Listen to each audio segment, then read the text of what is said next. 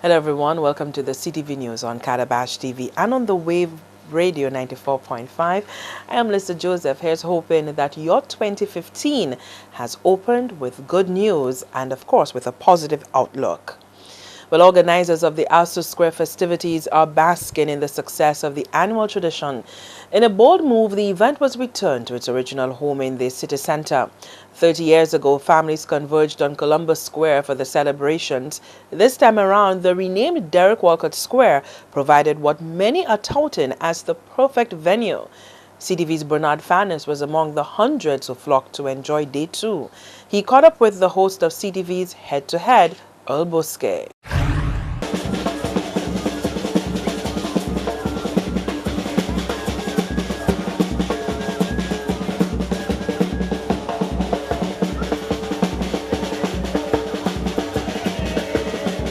It brings back memories 30 years ago. I'm trying to assess to what extent the children may be seeing this as anything. Because my granddaughter told me, what's the fuss? Then I saw toes have police. Toes have police security, presidential guard. Following toes and masquerade. And as Earl Bousquet jokingly pointed out, security was tight at Assou Square. Deputy Police Commissioner Francis Henry says there was never a doubt in the force that the capacity and capability was there to ensure a safe event for all.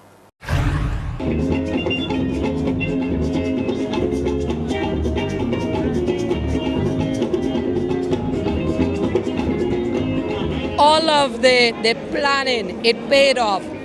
One of the hiccups that we had anticipated, and I think that was what created a bit of anxiety, was the cooperation of the vendors moving from the previous venue to now and some of the restrictions imposed. However, because we were able to engage them, we saw people conforming, and it personally, I feel satisfied that all of the patrons, we've seen them from very young to the very old folks, and people are saying that they figured out that it was a timely venture to bring Assou Square back on the square.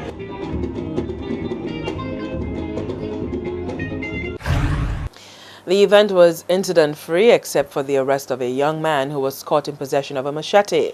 The Deputy Commissioner says the vigilance of patrons was a tremendous help to police.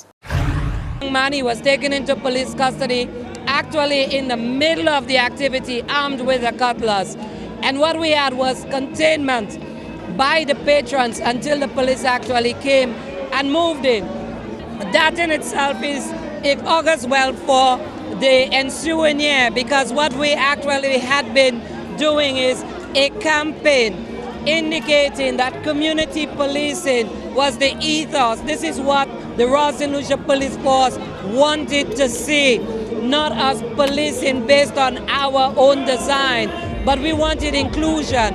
And if yesterday's incident in particular was one that actually resonates with me, is the fact that people were actually coming up, and if there were any areas that they felt we could do something different, they were not in any way inhibited to come out and say what it is they really wanted.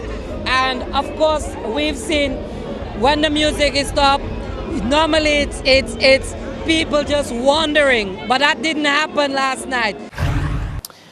And the dreaded traffic nightmare was not to be experienced. The Deputy Commissioner says the consideration, or rather due consideration, was given to the planning and mapping of routes.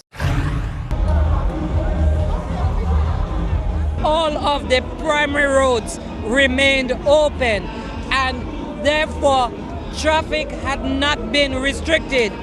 The only diversion per se there was in terms of the traffic was that we instituted Brazil Street as a one-way exiting to all major services like the police department, the hospital, fire, and all of the other primary and secondary feeder roads into and out of the city lend itself quite nicely.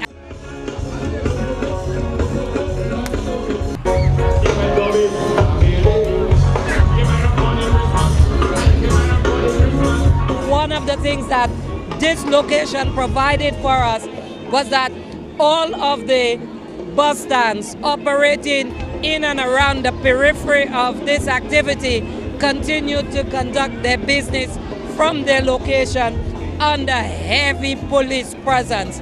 And this is what actually gave the success to this thing, that people felt safe enough to come out, enjoy themselves, and then to go back home.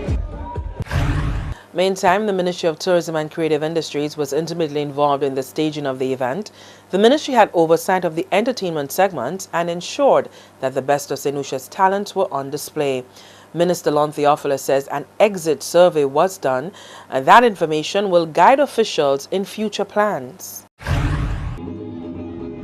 After it all, we're going to take a look at it to see what, we can always strengthen on certain areas, and hopefully in the years to come we'll see it improve. What do you find most pleasing about this event so far?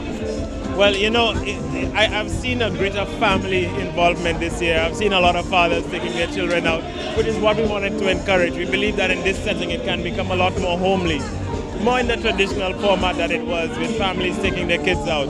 So I'm happy for that. And also, as we speak, there's a local band performing, so quite a lot of local bands are getting exposed as well. Well, of course, you know that the creative industry sector would have to get exposed here. We have artists doing both face painting and live portraits and other things being done. So there's always going to be that fusion between our arts and the various festivals that we have. And here's a look at some of the acts performing at Assou Square.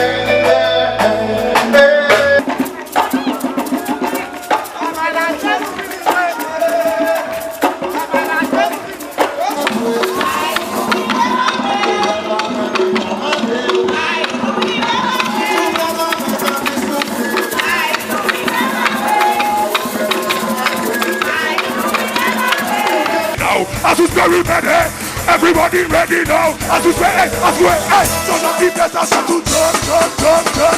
Bring in the end of the door. The way free.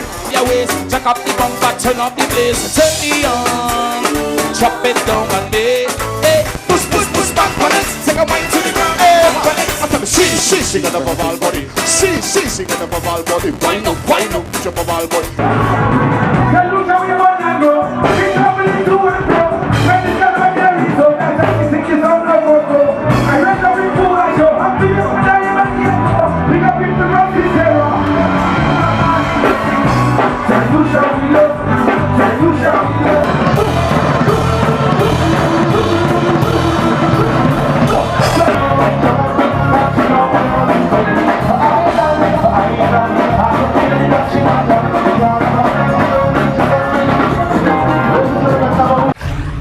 Amazing talent there out of St. Lucia at Assou Square. Stay with us. We're back after the break.